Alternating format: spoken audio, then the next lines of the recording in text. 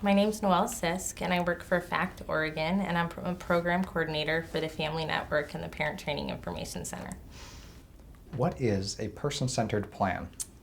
A person-centered plan is a document that is a strengths-based document only. So whereas the medical model is deficit-based, because you have to have something wrong with you in order to get help, and the educational model is deficit-based because you have to be falling a certain amount behind, or something has to be affecting your ability to access your education in order to receive those services, but still always deficit based, which is okay. But as we find, those labels and those diagnoses tend to encompass who we then view the child as, and we know that that's not the case. And so a person-centered plan is just a strengths, like an information gathering process on their strengths, their gifts, and their capacities.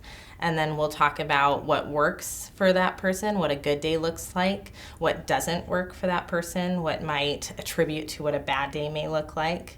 And then we always end with hopes, dreams, and next steps, with the idea that that person kind of breaking through those stereotypical prognosis ideas of what their specific diagnosis may usually get them to, is that they do have hopes and dreams. And whether or not you experience an intellectual disability or not, you should have access to those hopes and dreams. And so it tends to be a process to help the parent start learning how to dream for their child and how to have a vision for their child, so that then the child sees the parent in their life having that vision and growing to those high expectations. And so it really is a game changer in the way you approach life, the way you approach an IEP meeting, the way you approach maybe how you navigate the medical system or how you navigate the service system. It's really an empowering way to look at the individual who experiences a disability and help them become more empowered and help them become more self-determined, which is absolutely the goal in the whole process, and kind of gives the parent the okay to dream and then to share those dreams with the people around them to make sure that their child has the same opportunities as a child who does not experience disability. So this would be a good way to plan for an IEP meeting? It would be. I myself, for my own daughter, started doing them right after early intervention. So she was 5 and about to enter kindergarten, and we did our first one. And it was about 12 pages long, full of pictures, because I'm an obnoxious mom. And now I tend to make them into what looks more like a 1-page profile and a 1-page brochure. And it'll talk about what works for Olivia, what doesn't work for Olivia, what she likes. She experiences a communication disorder, so she may not be able to just tell you right off the bat, what she likes, what she wants to talk about.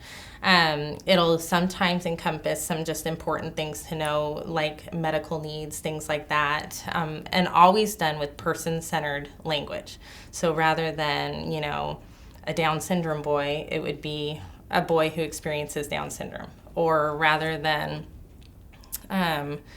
someone who is, think of another example. It's just always strengths-based language. So rather than my child is not potty trained, it would be Olivia may need prompts to use the toilet to gain the independence that we see for her to be doing at school. So always strength-based, always person-centered.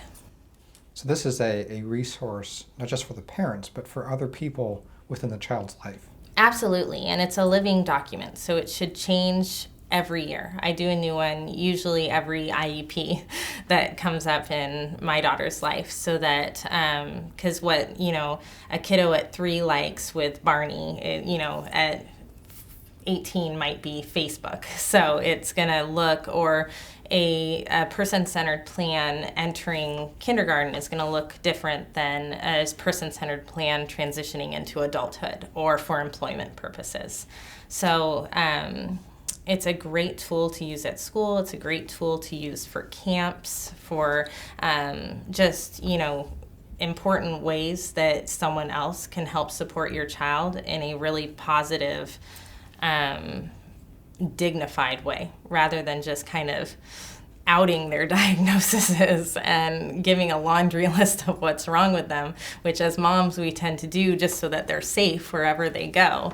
It's a very just dignified, strengths-based way to portray someone who just needs some extra support to access what the rest of us access. And it's often support that we sometimes all need, and it kind of de-escalates the fact that someone who maybe isn't trained or isn't a professional, quote unquote, can support your child at a rec class, because maybe they just need to know, what's coming next, or maybe they need to know how long that they're going to be, doing this sort of thing. So whatever those accommodations may be, that would be in your what works and what doesn't work scenario. So it's just a really great tool for any environment you go to. If a parent wanted to create one for their child, where should they go? What should they do? Well, person-centered planners, or person-centered plan facilitators, as I think our title tends to be, can be accessed sometimes through your DD services. There are, I know throughout Oregon, many person-centered plan facilitators. I myself am one. So you can, I do workshops often where I will have multiple parents come, and we'll gather all the information that we need that they can then go home and make the document. And then sometimes I'll do extended workshops where they come and we gather all this strengths-based information about the individual, and then they will actually create it and walk away with a copy of one for whatever they're going to be going to or utilizing it in. So FACT is a place that you could get a person-centered plan facilitator to help assist you, or get access to a workshop where you could come and do that.